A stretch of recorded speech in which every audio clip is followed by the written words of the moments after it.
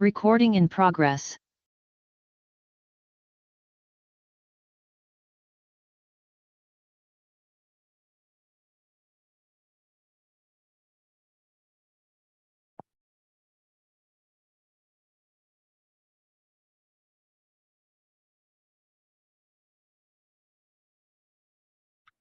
Welcome, everyone. Thank you for attending today's webinar with eLotus, your leading provider of TCM continuing education. We have been hosting educational courses for over 2 decades, and we are proud to be your trusted source of premium CEU content with over 200 speakers, 700 courses, and 3,000 hours of CEUs. My name is Myra Chen, and if you weren't here yesterday, you are probably wondering, who is this new person? I am the niece of Dr. John and Tina Chen and have just enrolled in a TCM school this year.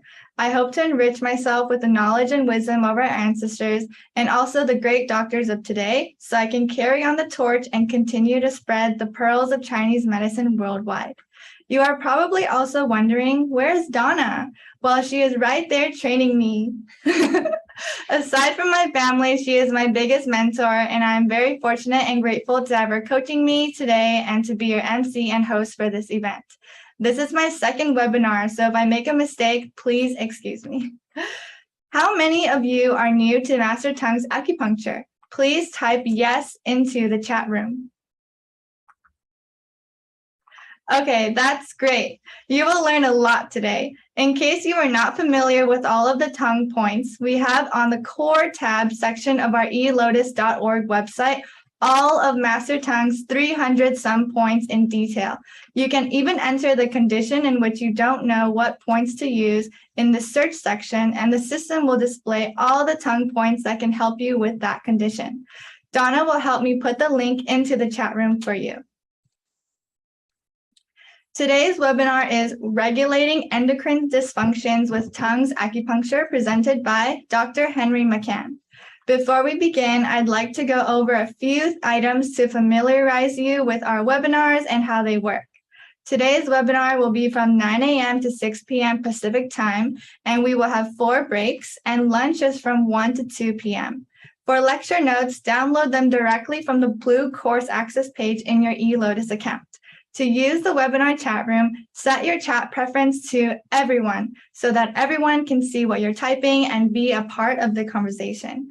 To ask the speaker a question, enter your question into the Q&A box. And finally, the quiz and the video replay. You will be notified by email tomorrow once they are available. Our speaker today is Dr. Henry McCann, who is joining us from New Jersey. Dr. McCann has taught several Master Tung classes with us on the eLotus platform. So if you have enjoyed today's class and want to further your learning, please take a look at his other courses available at elotus.org.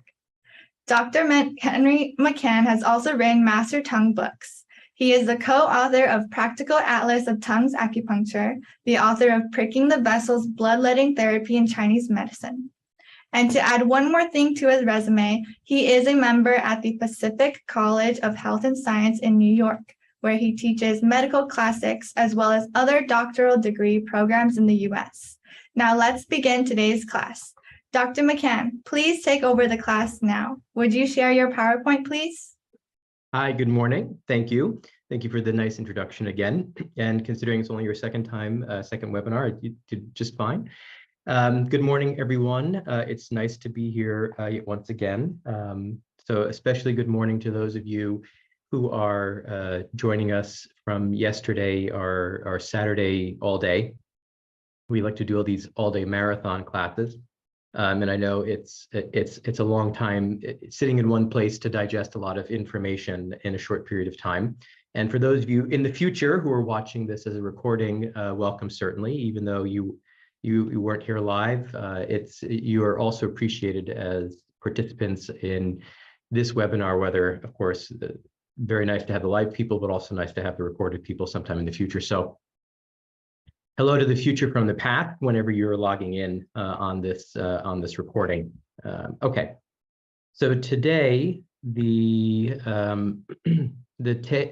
topic is going to be looking at endocrine disorders through the lens of Tung's acupuncture, although we'll be talking a bit about some of the biomedical background of endocrine disorders, because again, it's, the environment in which we live and practice is an environment in which Western medicine is a particularly, obviously it's a dominant modality. The other reason why it's important for us to understand this is because, certainly I do believe that Chinese medicine, and I practice Chinese medicine, right? I don't pretend to practice really any Western medicine, but one of the reasons why Western medical understanding of some of the things that we're going to be talking about is important is because it helps us understand natural course of disease, and then it helps us gauge progress, right? So when we're treating patients, in China 200 years ago, China 500 years ago, certainly in China 2,000 years ago when the Neijing was written, no one could measure blood sugar numbers, right? It was not something that was possible. So the measurement of things like blood sugar levels will help us guide our patients, our diabetic patients in this case, in terms of how they're doing. So it gives us a really good understanding and a sort of a hard piece of data as a gauge of success over time, right? So, I mean, we can look at subjective complaints, but also objective measures are very useful in gauging what we're doing, right? And so it's important for us as healthcare providers today, and you all are professional healthcare providers, it's important for us to have an understanding, at least a basic understanding of the Western side of the fence. The flip side is we also need an understanding of the East Asian medicine, the Chinese medicine. Sometimes I call it TCM as short, even though when I say TCM, I don't always necessarily mean TCM as in modern TCM.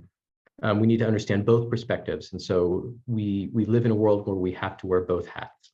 And put them back on and off interchangeably to some extent. So we'll be doing, the main focus obviously is not Western medicine. I assume that all of you who've gone through a Chinese medicine training program have had a background in what endocrine system is, what endocrinology is, some of the basic parameters and categories of the various different disease presentations that we'll be looking at today. Certainly if you go to the end in the references and select literature, I gave you, and throughout you'll see adequate references that if you really want more information from the Western perspective, you can find it, right? So it shouldn't be too hard. The other thing I will say is that as we're going through material today, we have a relatively short time to do a really big topic. Any of the topics we do could easily be semester-long courses in a very real way, right? So yesterday, for those of you watching from the future, yesterday we did men's health with Tung's acupuncture, which is a big topic. Endocrine disorders and endocrine dysfunctions, also a really big topic. And each of these one-day lectures could easily be extended out to like a semester-long course if we really wanted to go in depth. So we're going to go fast. I will try to keep things as evenly paced as possible throughout the day, so that at the end we don't speed up at the end to do the last half of the class. I'll try to do the best I can to pace. Obviously, everyone's in a different place where they are in the understanding of the material. Some people may feel this is going a little too fast. Some people may feel it's going a little too slow, but I'll try to do my best to get sort of in the middle for what I feel is majority level of people. The other thing I will say is that today is really intended to be an intermediate level course. I'm going to assume that most of you have at least some basic familiarity with Tung's acupuncture. We're not going to go in fine detail over all the basic theory. I will take some time throughout to review very quickly some basic theory, because basic concepts are obviously important. Some of the points, I may go through them quickly. And so if you are unfamiliar or brand new to Tung's acupuncture, you will have to do some homework on your own. And so we have the link that was presented in the chat room. You can go look at some points. There are plenty of other really excellent introductory level classes on Tung's acupuncture here on eLotus. Some that I've taught, some that other people have taught. There's quite a few, and I would encourage you to go back and take a look at those. So if you are brand new, I think you will still get something significant out of today's lecture. So I'm not worried about that. I'm not saying that at all. You will definitely come out with some useful information, but it means you will definitely have to do some more homework, because we're going to be going through things relatively quickly with the assumption that you have some at least basic concept of what we're talking about. That said, acupuncture is acupuncture. right? So Tung's acupuncture is special, and it's not special at the same time. It is special, obviously. I like it. It is what I use in my clinical practice. And so certainly everyone should know that this is the majority of what I practice in the clinic on a day-to-day basis. This is not something that is kind of unique and just interesting to talk about in a theoretical sense. This is something that I use on a day-to-day basis. And I have for a long time, for many years at this point. So hopefully it's going to be that clinically useful. However, so it's special in that I find it very useful and I use it every day. It's not special in that it still doesn't escape basic concepts of yin yang, of 5 phases, of channel associations, of Zangfu organ functions. So all of the basic material you've learned in TCM school, and again, I don't mean TCM isn't only modern TCM, but everything that you've learned in East Asian medicine training is relevant, right? This is not a system that is completely separate from everything else you ever learned. The challenge is I'm going to ask you to remember everything else you already learned. In other words, you need to know where the channels are, what the channels do, what the organs do, what are all the channel connections, what are the internal and external branches of those channels, what are the basic functions of the 5 phases, and how do they manifest in terms of the Jingyin, Shujing, He points. All of this will become very relevant and is very relevant in terms of Tung's acupuncture. This will be the end of my introduction and caveat before we get into the handout. The one thing I will also tell you is that in a class like this, where we're looking at a specific type of condition, such as endocrine disorder, or when we've done pain management, or when we've done men's health, whatever the topic is, when it's a disease-specific topic, it's very easy to see the points that we give later on when we talk about diseases as point protocols that you should just memorize, right? So it's a challenge, and as a teacher, it's a challenge for me to try to get the material out there without just saying, okay, just memorize these points, do these points, and it's going to work for this biomedical disorder. Not the case. The reason we study point protocols, hopefully, is to sort of illustrate what is the mechanism behind the different disease presentations we're looking at, and to give you an idea of how to treat it, or what points are commonly used to treat it. That's not to say they're the only points or that they will work in every case. So there's no such thing as one set of points for all diabetics, right? Or one set of points for all thyroid disorder cases. Likewise, there's no one point for all low back pain patients. So we have to ask ourselves, what's the Zangfu presentation? And in Tung's acupuncture, we care about which Zang organ is at play, what channels are potentially problematic, and how do we then address those channels or those Zang organs? So the idea eventually is to make the system flexible. It's not memorizing protocols. So if it sounds like I'm giving you just protocols, I'll try to do better and make it sound like I'm trying to illustrate concepts, because the concepts are what are really important. The other thing we're going to be spending some time today doing, because this is an exercise that I find intriguing for myself, is we're going to be looking at points through the lens of specific concepts, East Asian medicine concepts. So for example, which points will work on supplementing or strengthening qi in the qi mechanism? Which points work on supplementing or holding blood? Which points work on taking care of phlegm or damp? This is also something that I find really interesting to think about from a theoretical perspective, but obviously in the end, it has to be real in the clinic. I have as I mentioned yesterday in the men's health lecture, and if you're watching us from the future, I think it was a great lecture. I had a lot of fun doing it. So I would encourage you there's a shameless plug to go and take that class a little later on. I have a sort of love-hate relationship with the idea of point functions and describing points as a TCM function, like supplementing the qi or nourishing the blood. I do believe fundamentally acupuncture and herbal medicine are different in terms of how they work. And in my clinic, it is not unusual, it's probably more common than not, that when I'm looking at a patient, to some extent, I make one sort of diagnostic paradigm assumption that I use to apply acupuncture, and another diagnostic paradigm function that I use when I'm applying herbs, because I do believe they are somewhat different in terms of their mechanism of action on the body. So when we're looking at a point where we're going to talk about a point that has a qi supplementing effect, I'm going to try to illustrate that we're not looking at that point for qi supplementation, because it simply is like stomach 36 is not ginseng. All right, I'll say that out loud because I do think that's an important concept to get across.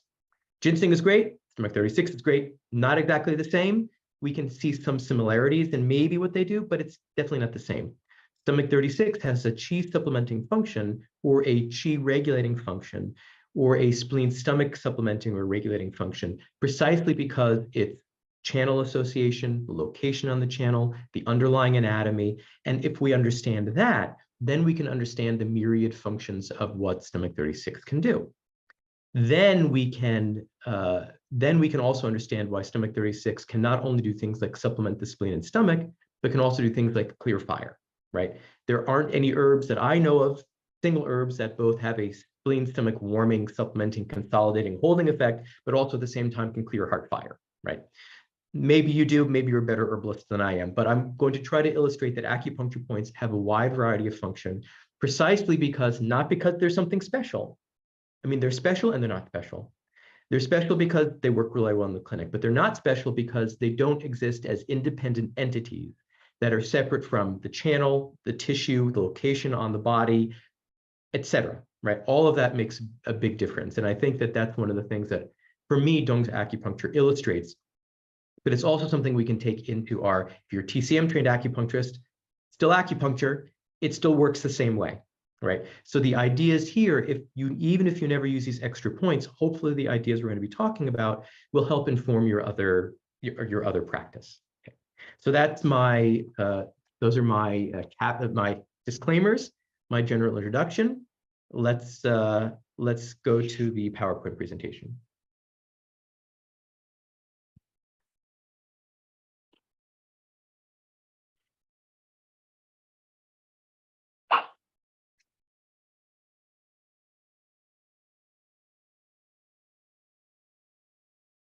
Okay. So here we are at the beginning, the very beginning.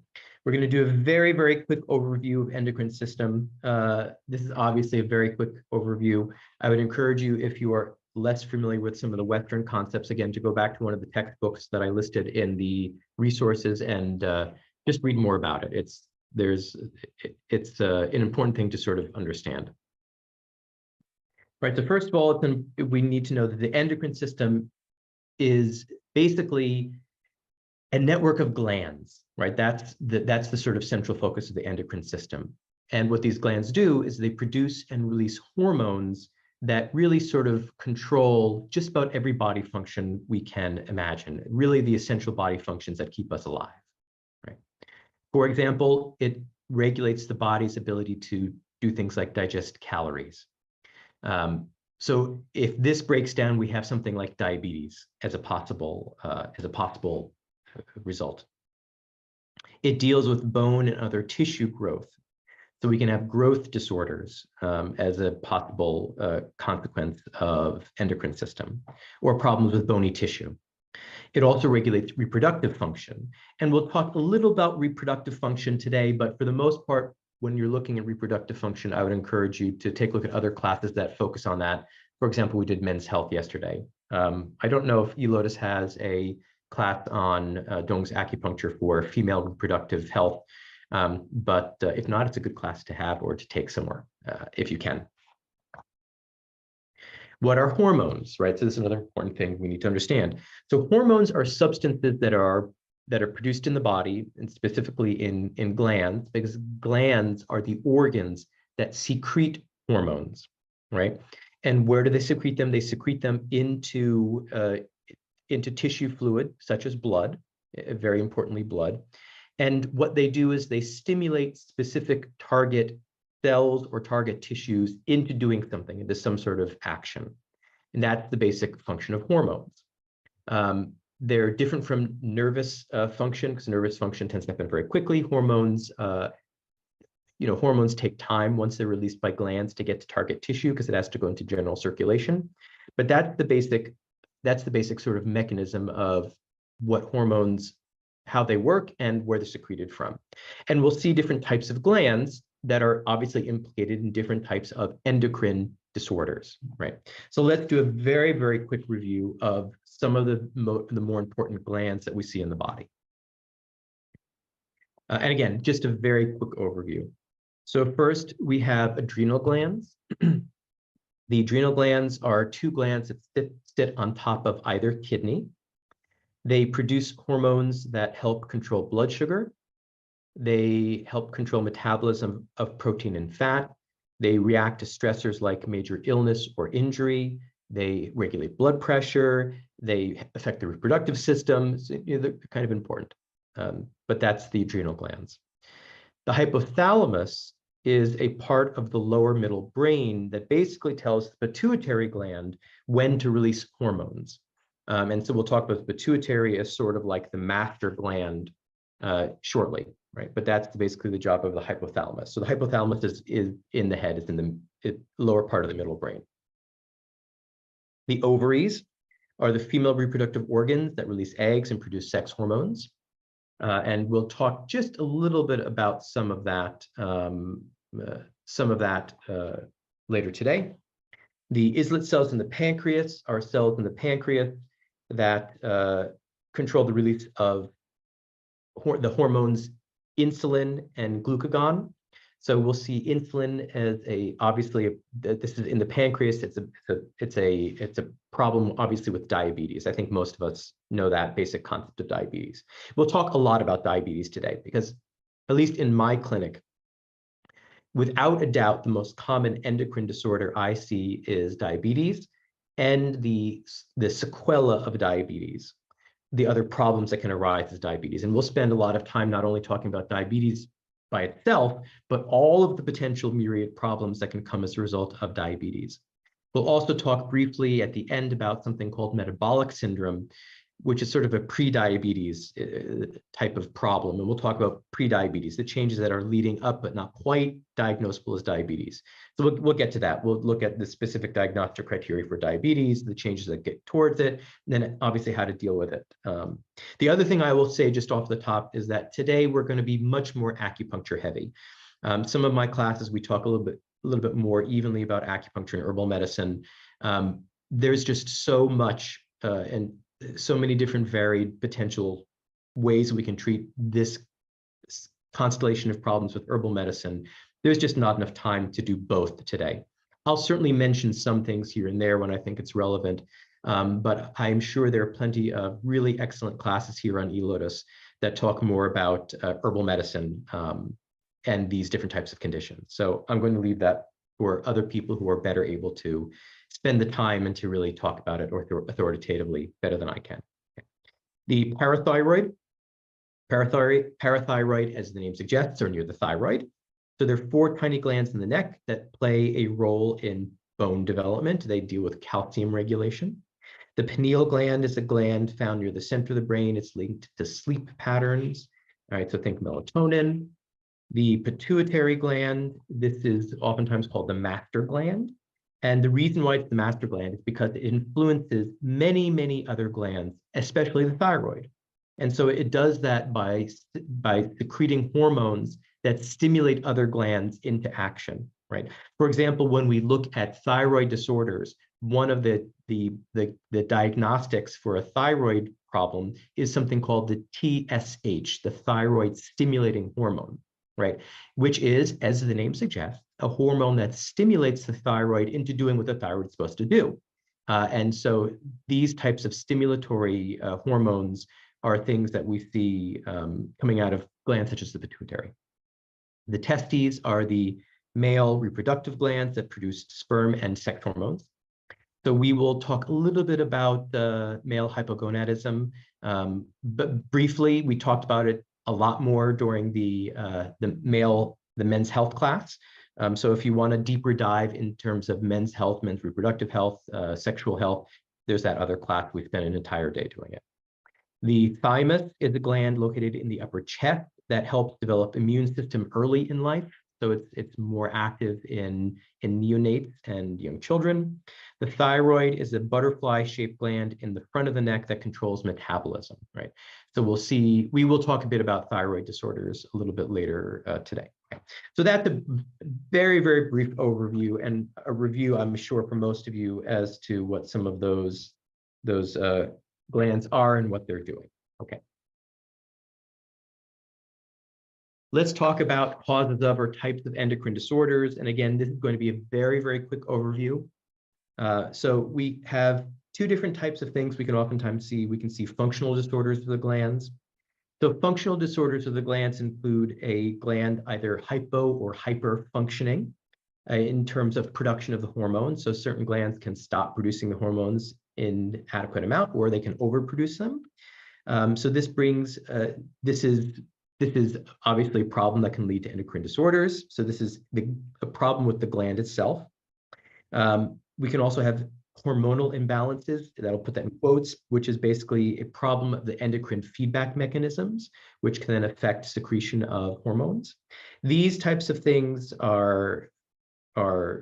these types of disorders really are problems where there's a failure of a gland to stimulate another gland to release hormones, right? That would be the endocrine feedback mechanisms, right?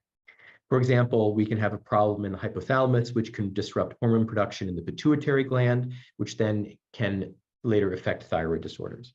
This can happen from genetic conditions, also can happen from infection, can happen to injury to an endocrine gland. There are lots of different possibilities here. We also have disorders caused by lesions on glands, which are basically tumors or nodules that are found on glands. Oftentimes, these tumors are non-cancerous. They can be benign tumors, but the problem is not that they're cancerous, not that they can spread and cause metastasis, but rather that they basically affect they trigger some sort of malfunction in the normal glandular function of the tissue on which it's growing, right? So even a benign tumor in a gland can disrupt the gland's normal functioning, right? And that's sort of the problem there. Okay. Now let's talk about the idea of what endocrine system is, perhaps to some extent from the perspective of East Asian medicine, right? So this is where we need to be, some extent, cautious. It is difficult to make oftentimes one-to-one correlations. So there's not one, it's not just one channel, one organ. There is all sorts of channel involvement, all sorts of organ involvement, all sorts of substance tissue involvement that can relate to endocrine disorders. It's tempting for us to make one-to-one correlations between very complex concepts in Western medicine and very complex concepts in East Asian medicine, but in the end, it's oftentimes fraught with all sorts of problems. Like the biggest example I can give you is if someone tells you that the Wei Qi is the immune system, run away from them, please, because it's a misunderstanding of a really complex topic of what is immune system, and it also sells short what does the word Wei Qi mean to us as East Asian medicine practitioners, right? Because they're not the same. There may be some overlapping function, but they're certainly not equivalents, not at all. Likewise, it's going to be difficult for us to come up with one specific equivalent. So rather than coming up with one specific equivalent, let's look at one concept, which is, it's a sort of a cop-out because it's a concept that covers everything. And it's this concept of zheng, of right or upright, or zhen, which means correct. So here's a quote to get us started, because those of you who know me know that I can't help myself. We have to pull in some quotes from the early classical medical literature. This comes from the 75th chapter of the Ling Shu. So if you see an abbreviation LS and then a number, that means Ling Shu. In my presentations, if you see an abbreviation that says SW and then a number, that means the Su Wen. So here, this is Huangdi saying, he says, I've heard that among the qi, right, because there's more than one qi is multiple, there are true qi, right qi, and evil qi. So the terms he's using here, the true qi is the zhen qi, the right qi here is the zheng qi, and the evil qi is the xie qi. Now, I'll just give you a little caveat and say that these terms can be sometimes used interchangeably, so I'll try to describe what they're meaning in this passageway. So he says, all right, there are all these things. And then he says, okay, what's the zhen qi? What's the true qi? And Chibo replies, the true qi are, because Chibo knows it's plural. So if Chibo were to speak English, you would use the plural form of the verb to be, which is are.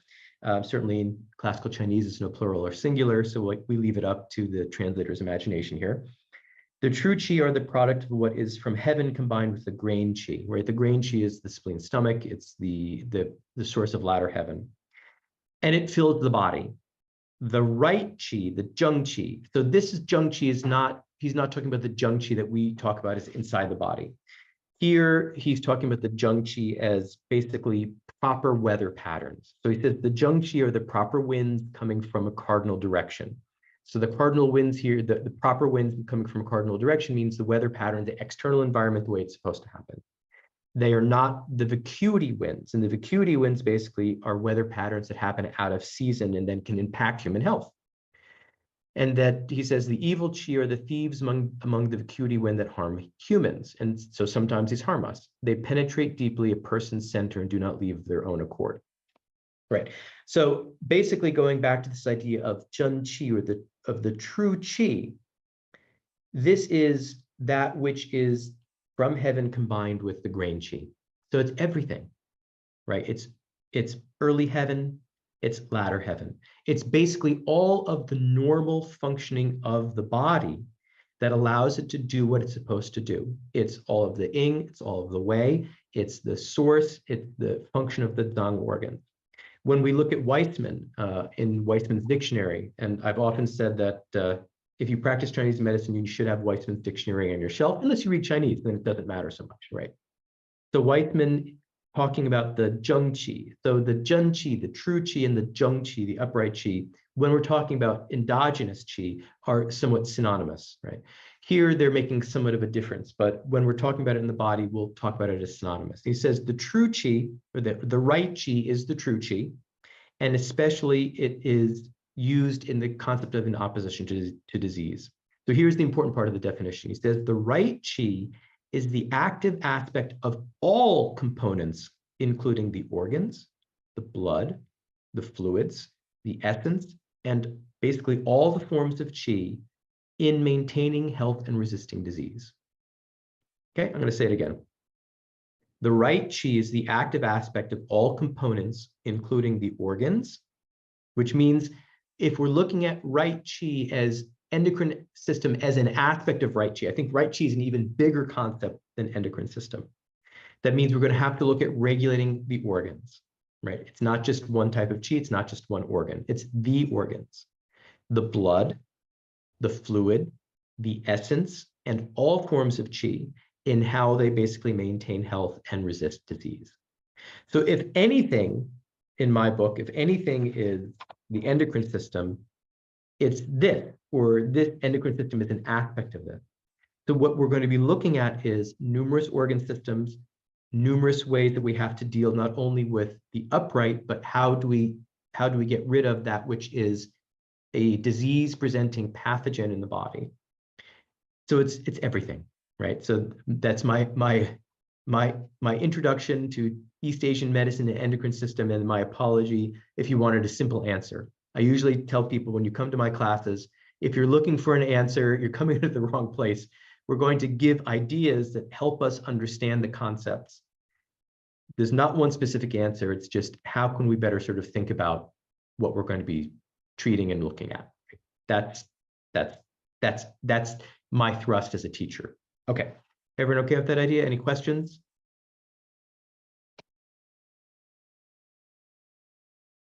Okay. So this is also important.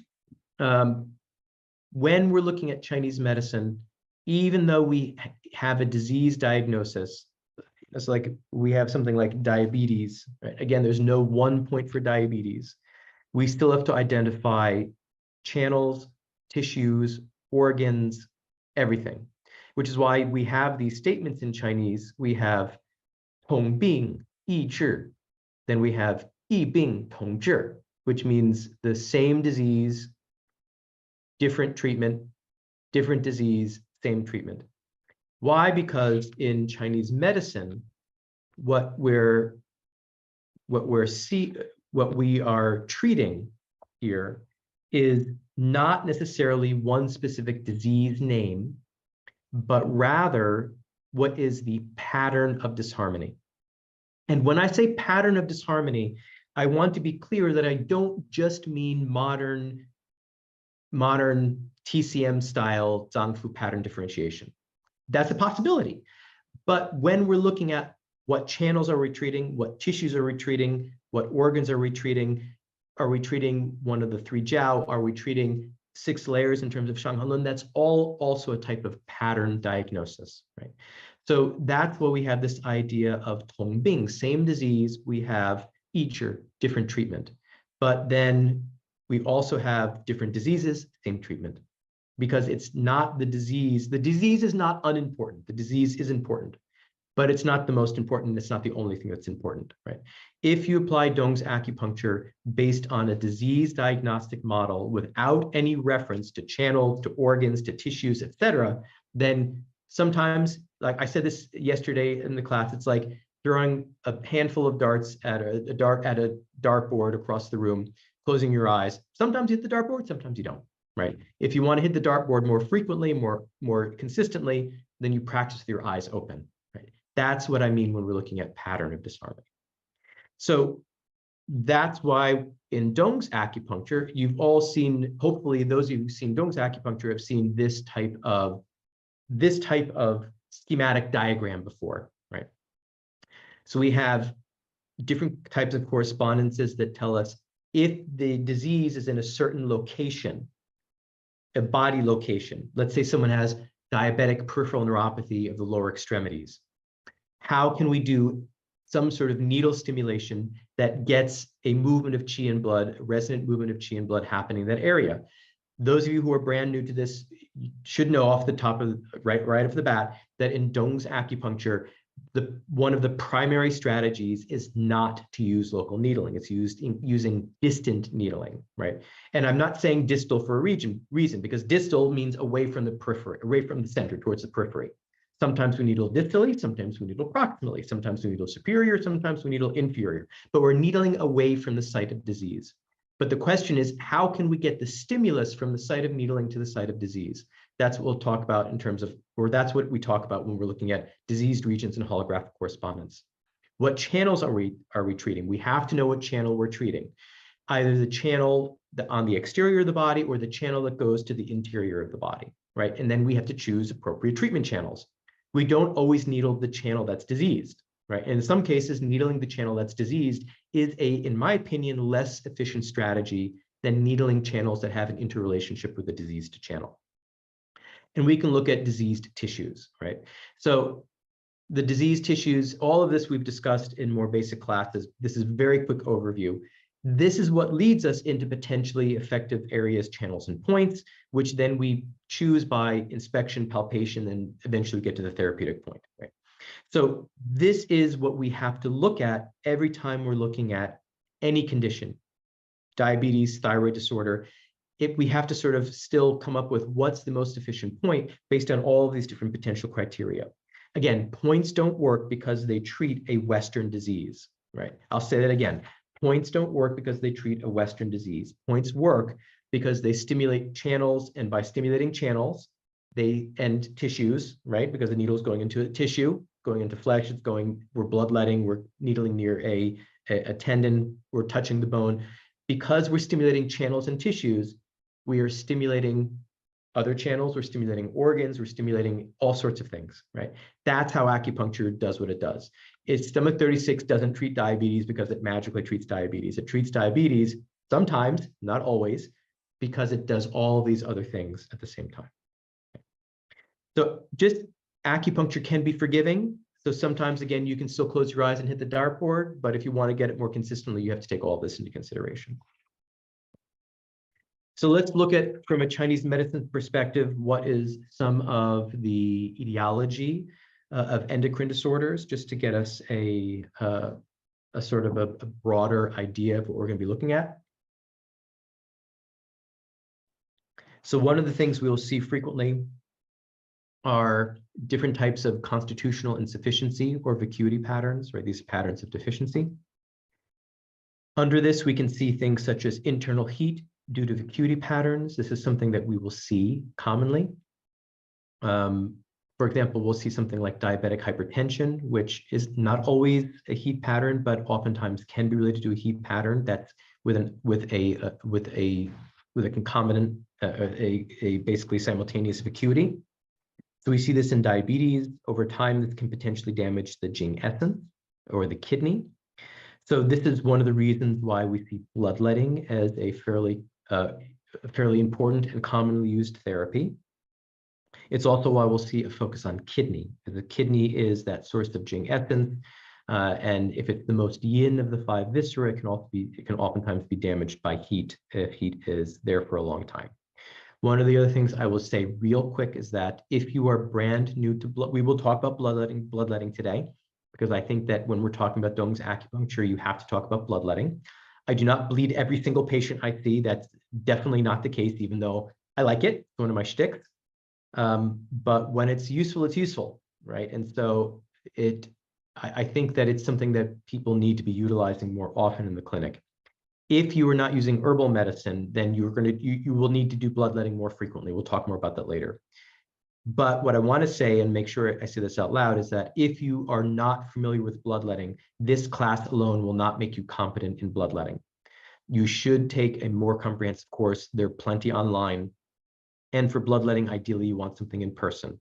eLotus is also recorded. We did a 2-hour bloodletting safety class that you can either take as a continuing ed, or you can watch on YouTube for free, right? You just don't get the CEU credit. So if you are doing bloodletting, you should do a review of safety, and I would encourage you to watch that class. And again, watch it for free, but just know the material. We also see various different types of vacuity in qi, vacuity in blood, even vacuity in yang, that can also all basically feed into this internal heat type of pattern. We'll see accumulation of disease evils such as phlegm, such as blood stasis. All of this can also lead to heat, which further damages the upright or the right qi, the yin, the blood. So when we have accumulation of disease evil, whether it be phlegm, blood stasis, etc., we have to address that somehow. There's oftentimes damaged zheng qi. The damaged zheng qi, or the damaged right or the upright, allows for the invasion by external disease evils. So it all sort of plays into each other. And then what we'll frequently see is a combination of internal vacuity that leads to, or a root vacuity that leads to branch repletion. So this means that sometimes we'll need to apply needling and bloodletting, or moxibustion and needling, or in many cases, I do think that you will need to use herbal medicine. Again, if you are not an herbalist, that's fine. But if you're not an herbalist and your patient is not taking Western medicine, I do believe in many cases you should refer out to an herbalist, because I do think that, especially for things like diabetes, I think acupuncture is great, but I do think that as lines of defense, first diet and lifestyle, most important, then potentially herbal medicines, and then acupuncture. So I do think that those are all important things to take into consideration. Okay. And speaking of diet and lifestyle, let's look at miscellaneous causes that lead to endocrine disorders. So this is a line from the 47th chapter of the Su Wen. And interestingly, the beginning of this line, I didn't put this portion in here. The beginning of this line basically is a discussion of why patients have a sweet taste in their mouth, right? So we know what this is talking about. And the answer is, this is an effusion of fat and delicious food. This person must have frequently consumed sweet and delicious food. So when they say delicious food, right, the delicious food means really fatty, really greasy, really sweet, right? Usually some sort of food that we would not suggest our patients eat on a daily basis, right? So it says, this is an effusion of fat and delicious food. The person must have frequently consumed sweet and delicious food, and its diet was mostly fat. A fat diet lets man experience internal heat. Okay, there's the internal heat. Sweet food lets man have central fullness, basically an accumulation in the middle burner. Hence, this qi rises and overflows. It turns into wasting thirst, xiaoke, right? Xiaoke, wasting thirst, is something that we will see is associated especially with untreated diabetes. Right? We'll talk more about wasting thirst a little bit later. Then it says, treat this with orchids, eliminate the old qi. So here we see there's a combination of heat that damages the physical structure, right? The physical body, which is why we have wasting, right? So because that's yang. The physical body is yin substance. This combines with stagnation at the same time, right? So we have both heat, we have damage to the physical body, we have stagnation. That creates this xiaoke, which again, we can correlate frequently to diabetes, or at least untreated diabetes. And it says treated with orchids. This is lan. So lan cao, orchids, includes things like peilan, which is one of the kinds of orchids we use. And what does this do? It's acrid. It transforms dampness in the middle burner. So this acrid flavor to it disperses stagnation. This has sort of like an acrid, very moving function. It eliminates accumulation. It reestablishes movement in the middle burner and gets rid of that which is old and accumulated, right? So this is similar in action to formulas. For example, one of my favorite formulas is this Huoshang Zhengqi Tang, or Zhengqi San, and we'll see that, especially I use it frequently in metabolic disorders, or in the metabolic syndrome rather. Okay. So this is basically goes a long way of saying essentially that proper lifestyle in general is a way to maintain strength and health of the upright, of the right chi. And again, this is to some extent one of the first lines of defense. I'll give you a short case study later that talks about this in a very real clinical way that was kind of surprising to me and the patient's regular doctors at the same time. I promise we'll get to that a little later. So as a clinician, you're going to have to be counseling your patients about what they can be doing by themselves. Now, certainly the reality is that not every patient who does what they are supposed to do will have a miraculous recovery. They still can potentially need support, and that's okay. But I'm also going to tell you that, I have a patient I've been treating for a long time. He has Parkinson's disease and diabetes. And the problem is we're having a hard time knowing what are neurological changes related to Parkinson's versus neurological changes related to diabetes. And he admits he doesn't watch his diet at all, and his blood sugar levels are always elevated. And it's me constantly cajoling and saying, listen, you have a lot of things going on, might be worth sort of reconsidering how you're eating, how you're exercising, managing stress levels. And as a clinician, you can only do so much, but you should try at least. Make sure you're thinking of that. Okay, so that's one of the etiologies. Also, is the lifestyle and diet. We can also see various other things such as blood stasis and phlegm. These are major factors in chronic recalcitrant diseases. So this is a fun little phrase in Chinese. It's qi bing, yi bing, duo shu tan, which means that lots and lots of weird, different kinds of unusual diseases are in the phlegm category, right? So something is really sort of weird, it's recalcitrant to treatment, you may make sure you're evaluating, thinking about blood stasis and phlegm. Certainly, Master Tung thought that blood stasis was a major component of serious disease, which is one of the reasons why there's such a heavy reliance in Tung's acupuncture on bloodletting therapy. And again, if you don't want to do bloodletting therapy, that's okay, but you definitely need to be doing herbs. If you're not doing herbs, you definitely need to be doing bloodletting therapy. So we can see in Tung's acupuncture, some of the points that we will use frequently are points for bloodletting. One of the common examples is this point here, the outer four flowers, 7.14. This is in the vicinity of Feng Long stomach 40. It's not exactly the same, but it's close enough to the same. Remember, when we're bleeding a point, we're not necessarily bleeding exactly at that point, but we're looking for something in the vicinity, such as blood vessels, patchy dry skin, something that gives us an idea that there's some sort of heat or stasis present. And remember, that's the main thing that bloodletting does, is it clears heat and it moves stasis, especially stasis at the blood level, right? So we can use this is, if you're new to bloodletting, as long as you've taken the appropriate class that gets you confident enough to do it, and you don't know where to start, one of the points we can always think about is this point. Why? Because this point, we know in TCM, this is a major phlegm point. We'll talk a little later about why it's a phlegm point. It's not a phlegm point because it's a magic thing that just treats phlegm. It's a phlegm point because of its location, because of its channel association and the underlying tissue. So we'll come back to that shortly. But it also, because it's on the Yang-Ming channel and the Yang-Ming is full of qi and blood, it also has the ability of clearing heat. So the nice thing about this point is it clears heat, it clears phlegm, it clears blood stasis to some extent systemically in the entire body. So especially if we see blood vessels in this area, then we can potentially do bloodletting at this point. Now, one of the things we do need to keep in mind is that because, especially in some of the endocrine disorders, when they become particularly chronic, because we oftentimes see a combination of stasis and some sort of internal insufficiency where the patient's upright chi is depleted, we need to be careful where we're bleeding. And the preference is bloodletting of channels which are amenable to bleeding without damaging the right chi, right? And so how do we do that? Luckily, of course, we have a guideline. So if we look at the Neijing, this is from the Suen.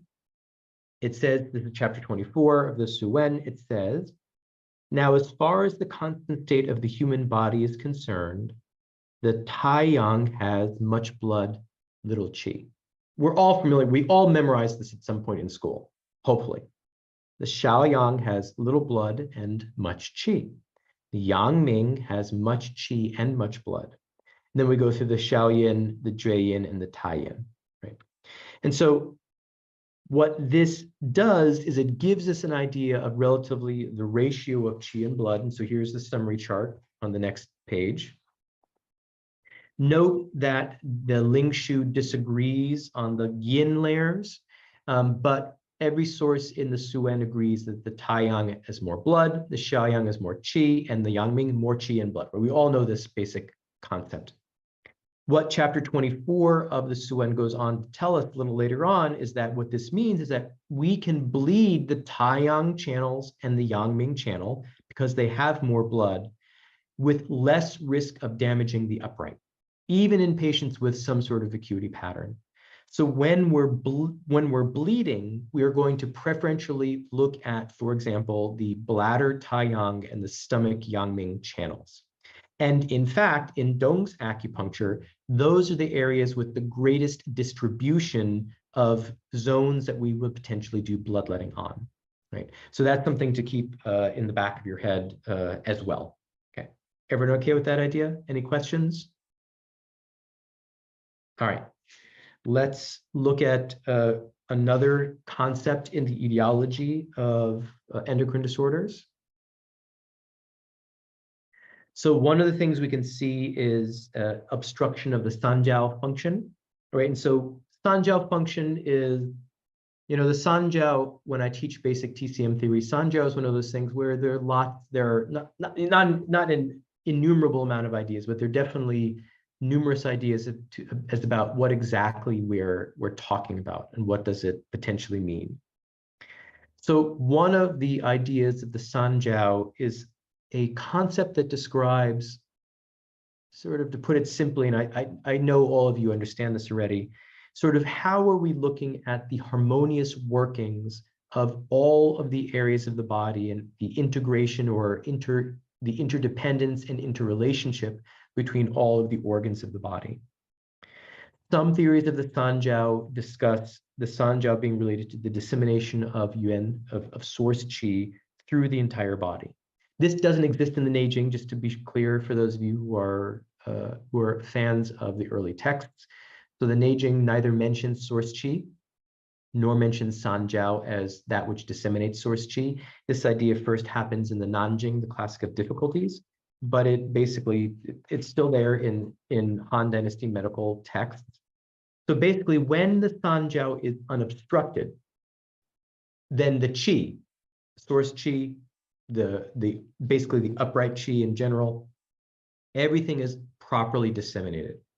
The yin and the wei are harmonious, and the normal production of all the qi and blood are allowed. So it's not only the circulation, but also the production of qi and blood. Why? Think about it. Where does qi come from? Qi comes from, if we look at the Suen, qi comes from the interaction of that which is happening in the middle burner, which is then brought up into the upper burner and disseminated through the entire body. What does that mean? Things are moving through the different burners.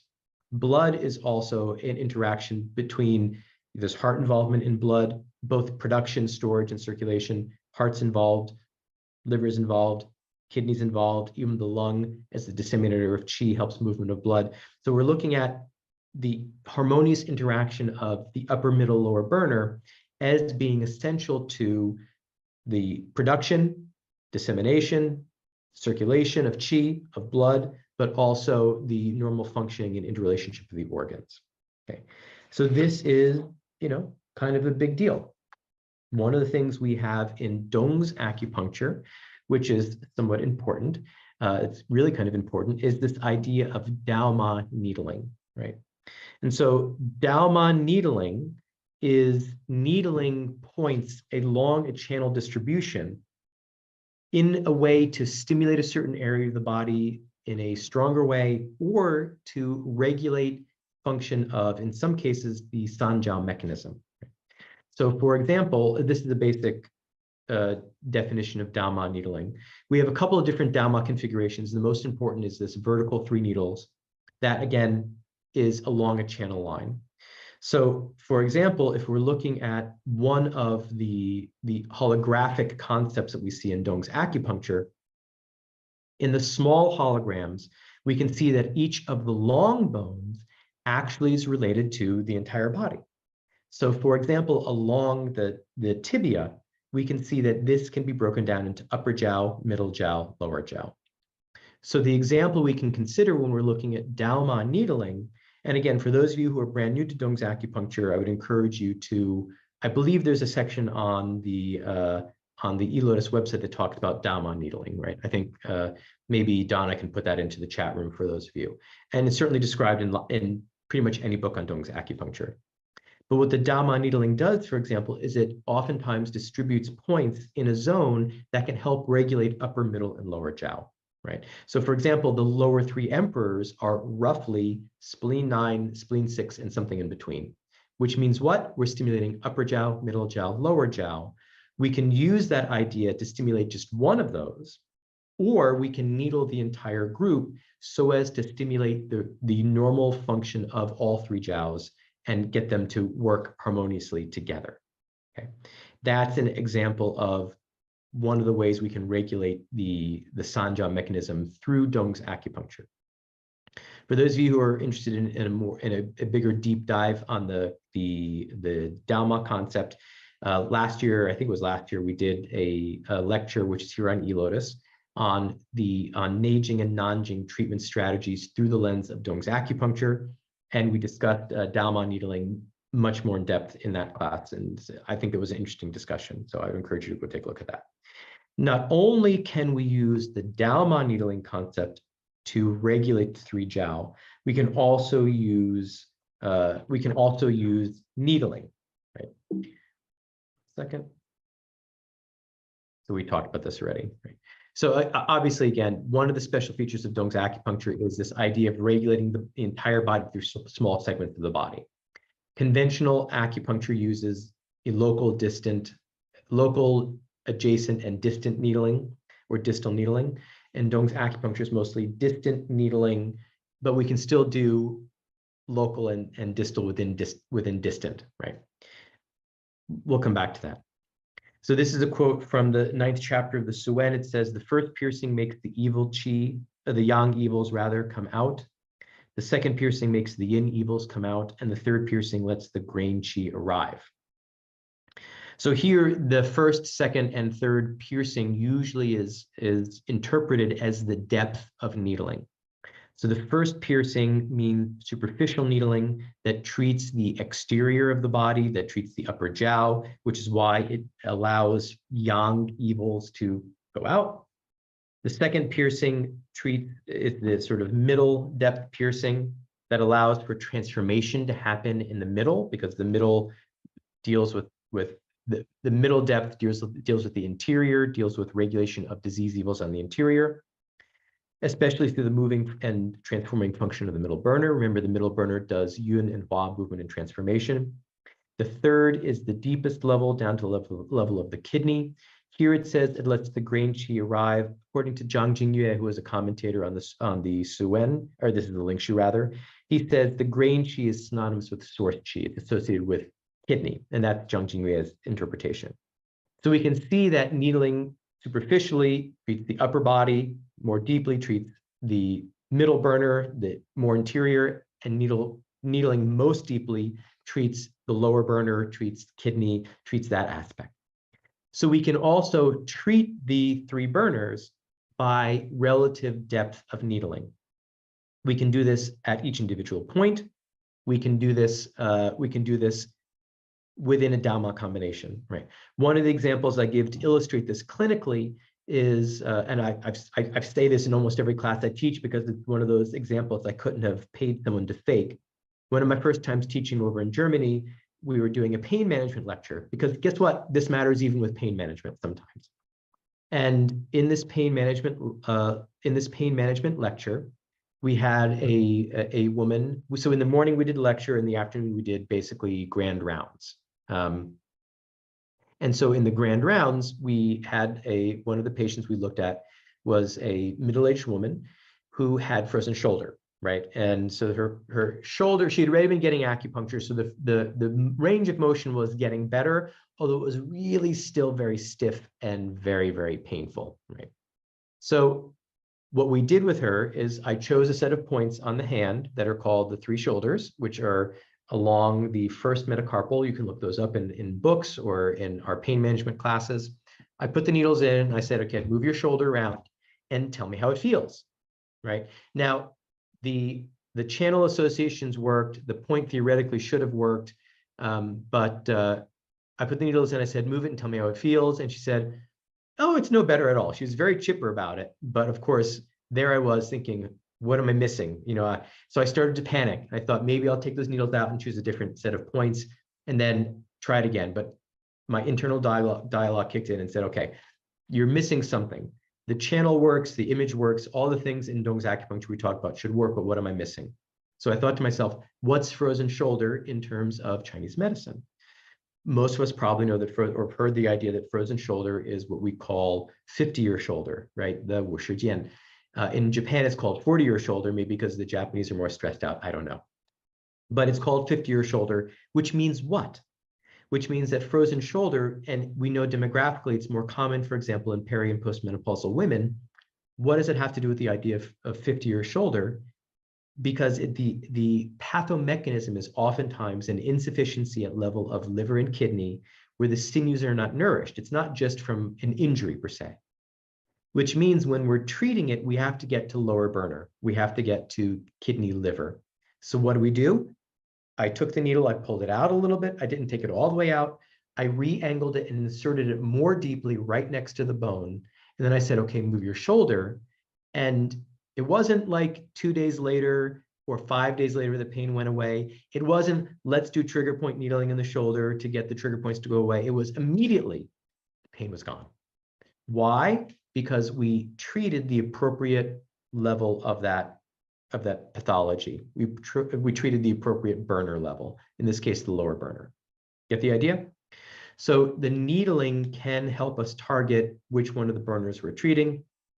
We can also, when we're doing this in relationship to a Dao-Ma combination, for example, if we're needling 3 points along a line, let's say we really want to treat kidney, then we can take all 3 of those points and needle them deeply.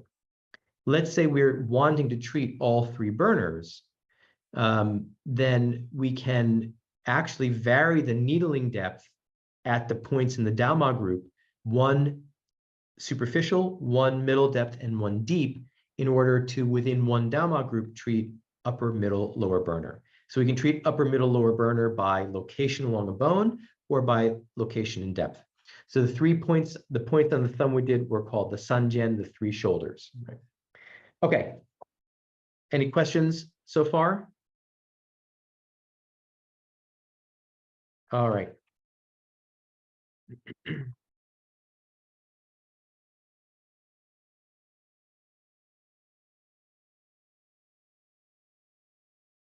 Let's talk a little bit about the concept of supporting the upright. And then before we get to the points, we'll take a little break, the first break for the morning. So we talked about this, we talked about this. Okay, so let's look at some general treatment strategies in Tung's acupuncture. And these are general treatment strategies that apply to endocrine disorders, but also to all sorts of disorders, right? So it's not marketing this as endocrine disorders is just a device to get you to learn about acupuncture in general. Right? We'll talk about endocrine disorders, but we're still going to talk about acupuncture in general. So one of the concepts we have to take a look at or consider is this idea of supporting the right or the upright. So what the term here we're looking at is either the Zheng Qi or the Zhen Qi. They are oftentimes used synonymously. The Zheng Qi can be also used to talk about weather patterns. It's not what I'm talking about here. I'm talking about all of, again, we said what basically Weissman defined this as, here's the definition again. The right Qi is the active aspect of all components, including the organs, the blood, the fluids, the essence, and the forms of Qi, the various forms of Qi, in maintaining health and resisting disease. So we need to make sure that that's still doing what it's supposed to do. We can see here in the Neijing, this is from the very first chapter, the Shangu Tianjinlun means the truth, the treatise on the truth of heaven from very, very ancient times. It says, when essence and spirit are guarded internally, where could a disease come from, right? So in other words, if we are maintaining, and essence and spirit are nothing more than symbols for yin and yang, right? When all of the yin and yang, all of the organ function, everything is working as it's supposed to be working in the body, where could a disease possibly come from? So a couple of things we need to take into consideration is that the idea of supporting the upright is not the same thing as boosting immune function. We know from a Western perspective, we don't necessarily want to boost immune function for every patient, right? Because an overactive immune system is just as bad as an underactive immune system. Immunity is not upright Qi. So I just want to make sure I say that out loud. The most important thing that we're going to be looking at is still basic East Asian medicine pattern diagnosis. And when we're looking at common points for supporting the upright, we're still going to need to take in consideration what is the channel, what's the tissue, what's the hologram, and I will try to sort of model that as we're going through things. Okay, we will do a quick review of some of those concepts a little later. Actually, while we're here, rather than just delving into points, because once we start, we should actually just keep going. Why don't we take our first short break right here? Because we're only about 7 minutes away from when we're supposed to take our break. Rather than talking about just one point for a few minutes, why don't we take a little break here? And then we will come back and just really delve into points more, talk about points and why points are doing what they're supposed to be doing. Okay. Any questions before we take a little breather? Why don't we come back at, let's see, we're getting close to 1:15. It's my time, which means it's 10:15 a.m. your time, going to be 10:15. Why don't we come back at, no, 10:15 is too short, Donna. That's only a couple minutes. Let's come back at 10:20. Yeah, 10:20 a.m. Pacific. Okay, good. All right, we'll take a short break, get up, stand around, move a little bit. We'll see you at 10:20 Pacific time.